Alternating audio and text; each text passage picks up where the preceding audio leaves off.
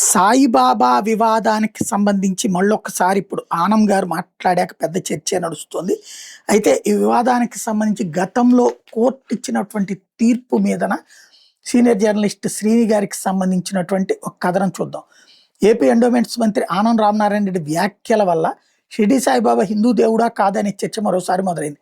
అసలు దీని నేపథ్యం మొత్తం వివాదం ఎక్కడి నుండి మొదలైందో చూడాలంటే ఓసారి మనం 1990లో హైదరాబాద్ చాదర్ఘాట్ సాయిబాబా సంస్థానం విషయంలో జరిగిన ఒక చారిత్రాత్మక వివాదాన్ని నిశ్చితంగా పరిశీలించాలి.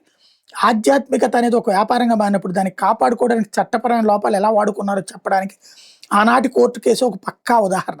సాయిబాబా హిందువా ముస్లిమా ఆయన దేవుడా కాదనే చర్చలన్నీ కేవలం ప్రజల కళ్ళు కప్పే పొరలు మాత్రమే.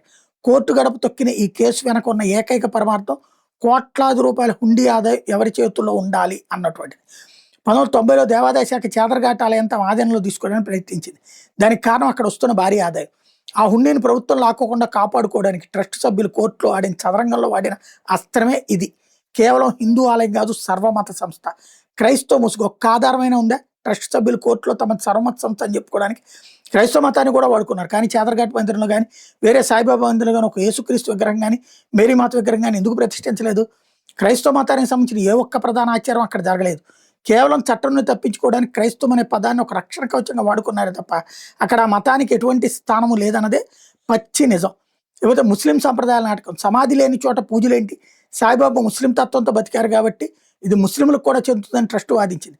ఇక్కడే అసలైన తార్కిక ఆచరణ తప్పింది. ఇస్లాం లేదా సూఫీ సంప్రదాయం ప్రకారం భక్తుల సమాధుల్లో దర్గాల వద్ద ప్రార్థన చేస్తారు. సాయిబాబా అసలైన సమాధి ఉన్నది కేవలం మహారాష్ట్రలోని షిరిడీలో మాత్రమే. హైదరాబాద్ చాదర్ఘాట్లో ఉన్నది కేవలం మట్టి రాతితో చేసిన విగ్రహం మాత్రమే. ముస్లిం మత విగ్రహారాధన తీవ్రంగా వ్యతిరేకిస్తుంది.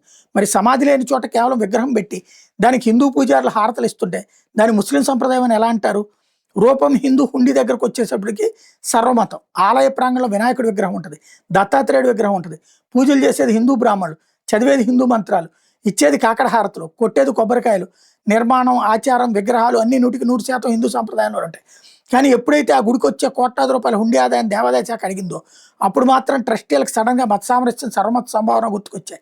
ఎందుకంటే ఆంధ్రప్రదేశ్ దేవాదాయ చట్టం 1987 ప్రభుత్వం కేవలం హిందూ ఆలయాల హుండీలను మాత్రమే నియంత్రించగలదు. తమది హిందూ ఆలయం కాదని బోర్డు తిప్పేస్తే ప్రభుత్వం ఆ హుండీ డబ్బులు ముట్టుకోలేదు. ఈ ఒక్క లోపాన్ని వాడుకుని తమ నిధుల మీద పూర్తి ఆధిపత్యాన్ని నిలుపుకోవడమే ట్రస్ట్ చేసినటువంటి పని. తీర్పులోని తిరకాసు. గాయత్రి దేవాలయం సంగతి ఏంటి? ఈ కేసులో మరో ఆసక్తికరమైన నిజం ఉంది. హైకోర్టు రికార్డును పరిశీలిస్తే చాదర్ఘాట్ సాయిబాబా సంస్థాన కాంప్లెక్స్లోని శ్రీ గాయత్రి దేవాలయంలో వేద పద్ధతుల ప్రకారం బ్రాహ్మణ పూజారులు పూజలు నిర్వహిస్తారని దేవాదాయ శాఖ నిరూపించింది. కోర్టు కూడా సాయిబాబా మందిరానికి దేవాదాయ చట్టం వర్తించదని పేర్కొంటున్న గాయత్రి దేవాలయం మీద మాత్రం ప్రభుత్వ దేవాదాయ శాఖ నియంత్రణ అధికారులు ఉంటాయని స్పష్టం చేసింది.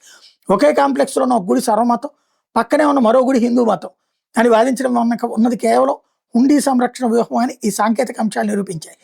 ముగింపు. నిజాయితీగా మాట్లాడితే 1990 కోర్టు కేసు అనేది ఒక మతపరమైన సిద్ధాంతాల పోరాటం కాదు. ఇది కేవలం ప్రభుత్వ అధికార వర్గానికి ప్రైవేట్ ట్రస్ట్ బోర్డుకి మధ్య జరిగిన పక్కా power and money game. Shirdi ఒక భిన్నమైన చారిత్రాత్మక క్షేత్రం. బాబా అక్కడ భౌతికంగా జీవించారు కాబట్టి ముస్లింలు దాన్ని దర్శిస్తారు. కానీ దేశవ్యాప్తంగా వెలిసినటువంటి చాదర్ఘాట్ వంటి వందలాది ప్రైవేట్ మందిరాలు కేవలం షిరిడీ బ్రాండ్ నేమ్ బాబా విగ్రహాన్ని వాడుకుంటూ పూర్తి హిందూ పూజా విధానాలతో నడుస్తూ ఆర్థికంగా మాత్రం స్వతంత్రంగా వ్యవహరిస్తాయి.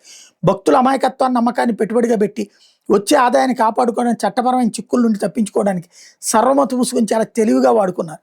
భక్తి వెనక ఉన్న ఈ నగ్న సత్యాన్ని గుర్తించినప్పుడు మతం పేట జరిగే ఆర్థిక వ్యవహారాలు సామాన్యుడికి అర్థమవుతాయి. ఇక్కడ చివరిగా ఒక కీలకమైన అంశం. బాబా ఆలయానికి ముస్లింలు, క్రైస్తవులు వంటి ఇతర మతాల భక్తులు కూడా వస్తారు. కాబట్టి దీన్ని కేవలం హిందూ మతానికి పరిమితం చేయలేమనే ఒక వాదన కూడా వినిపిస్తూ ఉంటుంది. కానీ ఇదే తార్కిక కోణాన్ని మిగిలిన పవిత్ర స్థలాలకు వర్తింపజేస్తే అసలు గందరగోళం బయటపడుతుంది.